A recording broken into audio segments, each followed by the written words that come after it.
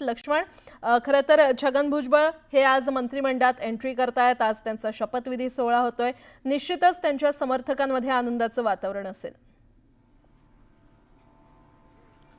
छगन भुजबळ हे मंत्री म्हणून शपथ घेणार असल्यामुळे त्यांच्या कार्यकर्त्यांमध्ये उत्साह आपल्याला पाहायला मिळतोय। काही वेळापूर्वी छगन भुजबळ ज्यावेळेला माध्यमांशी बोलले त्यावेळेला त्यांनी सर्व काही व्यवस्थित आहे, ऑल इज वेल असं म्हटलेलं आहे।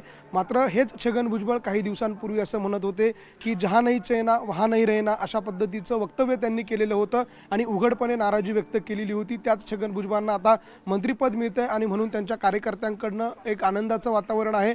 मी आता नाशिकला छगन भुजबळ यांच्या भुजबळ फार्म या कार्यालयाच्या बाहेर आहे। त्या ठिकाणी आपण जर बघितलं तर छगन भुजबळ यांच्या समर्थकांनी नाशिकच्या त्यांच्या कार्यालयाच्या बाहेर अशा पद्धतीचे बॅनर लावायला सुरुवात केलेली आहे। महाराष्ट्र राज्याचे कॅबिनेट मंत्री पदी निवड झाल्याबद्दल आदरणीय छगन भुजबळ यांचं अभिनंदन असं त्यांनी म्हटलेलं आहे। आणि अखिल भारतीय समता परिषदेच्या कार्यकर्त्यांनी आता हे होर्डिंग लावायला, हे बॅनर लावायला सुरुवात केलेली आहे आणि एक उत्साह या सगळ्या निमित्तानं छगन भुजबळांच्या कार्यकर्त्यांमध्ये आपल्याला पाहायला मिळतोय। छगन भुजबळ यांच्या निमित्तानं नाशिक जिल्ह्यामध्ये राष्ट्रवादी काँग्रेस पक्ष अजित पवार गटाला हे तिसरं मंत्रिपद मिळणार आहे। यापूर्वी माणिकराव कोकाटे यांना कॅबिनेट मंत्री दिलेलं होतं, ते आता राज्याचे कृषी मंत्री आहेत। त्याचबरोबर नरहरी झिरवळ यांच्याकडे देखील मंत्रिपद होतं आणि आता तिसरं मंत्रिपद नाशिक जिल्ह्यामध्ये छगन भुजबळ यांच्या निमित्तानं राष्ट्रवादी काँग्रेस पक्ष अजित पवार गटाला मिळते आणि त्यामुळे राष्ट्रवादी काँग्रेसच्या कार्यकर्त्यांमध्ये एक उत्साह आपल्याला पाहायला मिळतोय, आनंद पाहायला मिळतोय।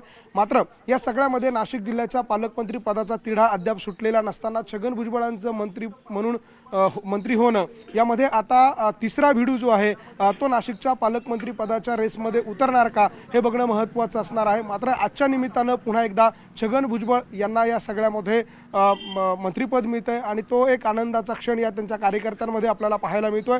छगन भुजबळ यांना मंत्रिपद देऊन नेमकं काय साध्य होणार हे येणाऱ्या काळामध्ये स्पष्ट होईल। ज्या पद्धतीनं जरांगे पाटील यांनी सांगितलं की येणाऱ्या स्थानिक स्वराज्य संस्थांच्या ज्या निवडणुका आहे त्यासाठी छगन भुजबळ यांना मंत्रिपद दिलंय का हा देखील प्रश्न त्यांनी उपस्थित केलाय। त्यामुळे येणाऱ्या काळामध्ये छगन भुजबळ यांचं मंत्रिपद नेमकं कशासाठी होतं हे स्पष्ट होईल। निश्चितच येणाऱ्या काळामध्ये नेमकी आता समीकरणं कशी असणार ते देखील पाहणं महत्त्वाचं ठरणार आहे।